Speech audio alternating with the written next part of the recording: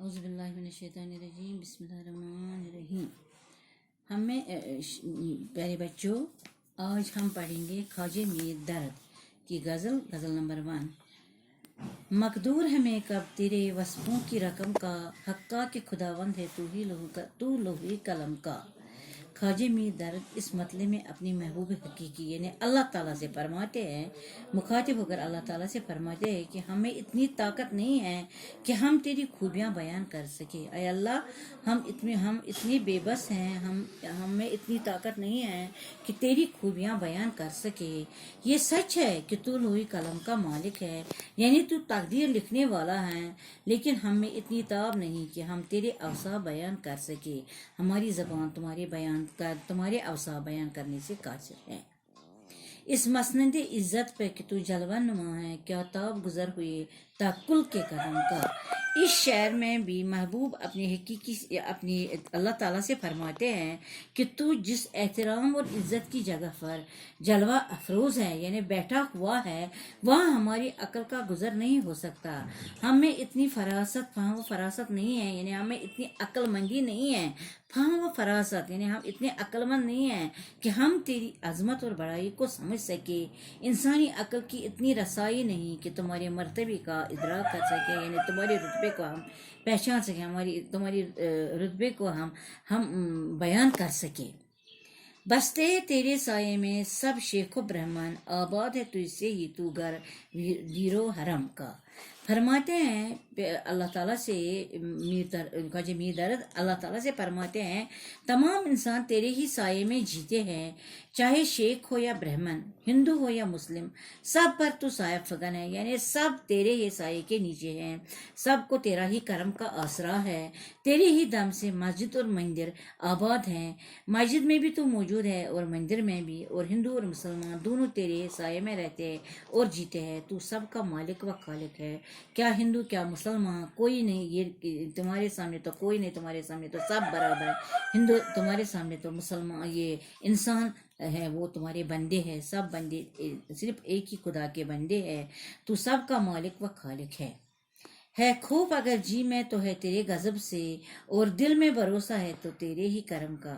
شاعر فرماتے ہیں، میرے اللہ، اگر میرے دل میں کوئی خوف ہے تو وہ صرف تیرا ہی خوف ہے۔ میں تجھی سے ڈرتا ہوں کہ کہیں تو مجھ سے ناراض نہ ہو جائے، اور اگر میرے دل پہ بھروسہ ہے کہ میں گناہ گار ہوں، ہاں میں نے گناہ کیے ہیں، تو مگر مجھے یہ بھروسہ ہے کہ تمہاری کریمی بہت بڑی ہے، تو کریم ہے، تو رحیم ہے۔ میں جانتا ہوں کہ تو بہت بڑا مہربان ہے، تو میری غلطیوں اور گناہوں کو معاف کر دے گا، اس لیے میں تجھ سے ہی ڈرتا ہوں اور تجھ پر ہی بھروسہ کرتا ہوں، اور میرے بھروسے کے قائم رکھنا میرے اللہ۔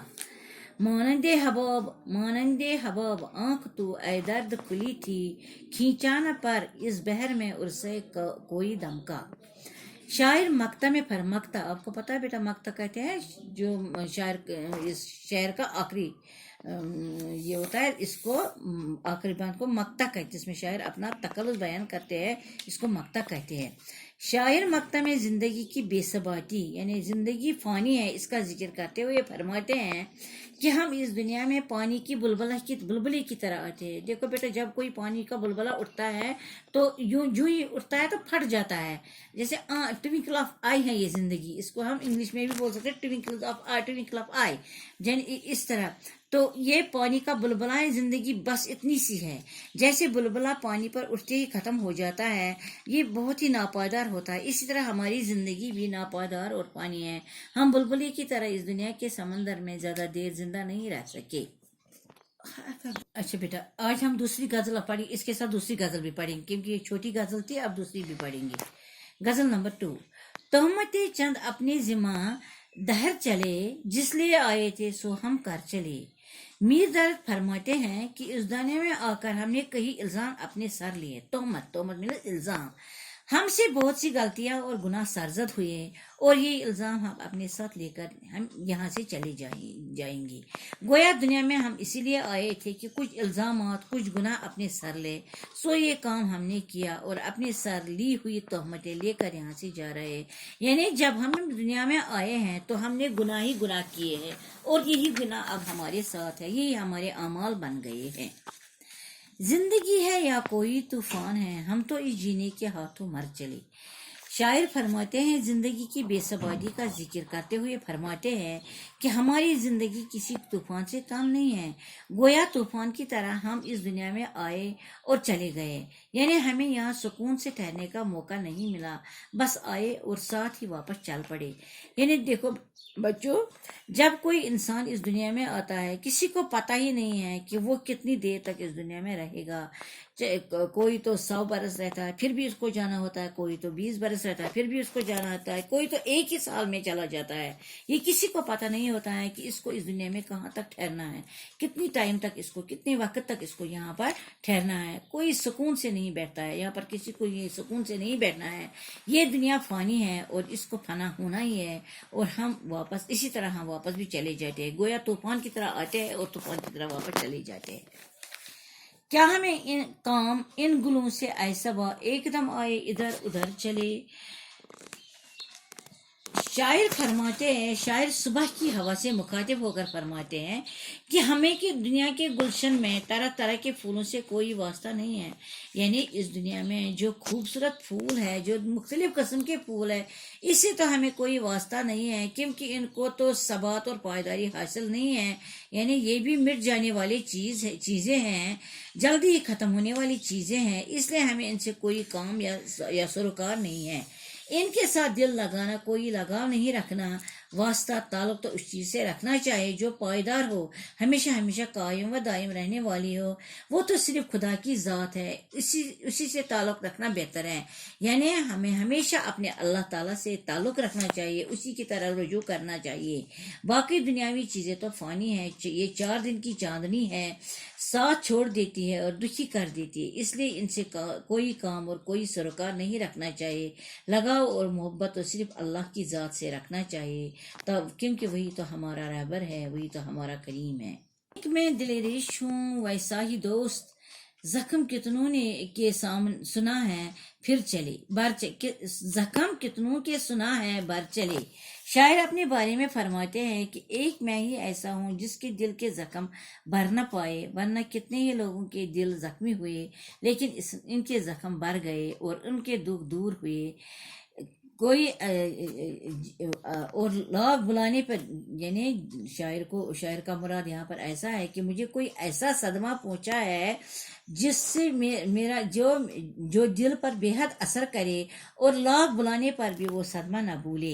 فرماتے ہیں کہ میں ایسا بدنصیب ہوں کہ میرے دل کا زخم ہمیشہ ہی ہرا رہا اور میرے دکھ کبھی ختم نہ ہوئے۔ شمع کی مانند ہم اس بزم میں چشم تر آئے تھے دامن تر چلے۔ شاعر فرماتے بزم محفل بیٹا، شاعر فرماتے ہیں ہم اس دنیا میں شمع کی طرح روتے روتے آئے۔ دیکھو بیٹا، جب بچہ آتا ہے تو وہ پیدا ہوتا ہے تو وہ روتے روتے پیدا ہوتا ہے، کوئی بھی انسان جب پیدا ہوتا ہے تو روتے روتے آتا ہے اس دنیا میں۔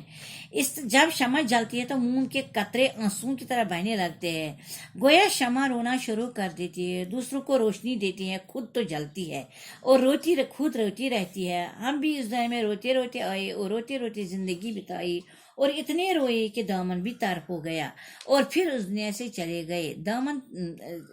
گئے۔ یعنی یہاں پر شاعر کا مطلب ہے دامن تر ہونا کو ہم نے اپنے دامن کو گناہوں سے تر کر بھر دیا، یعنی ہمارے گناہوں سے ہمارے دامن بھر گئے، اتنے گناہگار بن گئے اس دنیا میں کہ پھر یہی گناہ لے کر اس دنیا سے چلے گئے، یعنی اپنے دامن کو داغدار بنا کر، گناہوں سے داغدار بنا کر اس دنیا سے چلے گئے اور اپنے سارے گناہ لے کر یہاں سے چل پڑے۔ کچھ معلوم ہے یہ لوگ سب کس طرف سے آئے تھے کدھر چلے۔ شاعر فرماتے ہیں، شاعر اپنے آپ سے مخاطب ہو کر سوال کرتے ہیں کہ اے درد، تمہیں معلوم ہے کہ یہ دنیا میں آنے والے لوگ کہاں سے آتے ہیں اور کہاں چلے جاتے ہیں؟ دنیا میں تو آنا اور جانا لگا رہتا ہے، صدیوں سے دنیا میں بہت سارے لوگ آتے جاتے رہتے ہیں اور اپنی زندگیاں گزار کر یہاں سے ہمیشہ کے لیے جا رہے ہیں، مگر یہ معلوم ہی نہیں ہے یہ لوگ کہاں سے آتے ہیں اور کچھ دیر یہاں سستا کر یہاں سے نہ جانے کس طرف چلے جاتے ہیں۔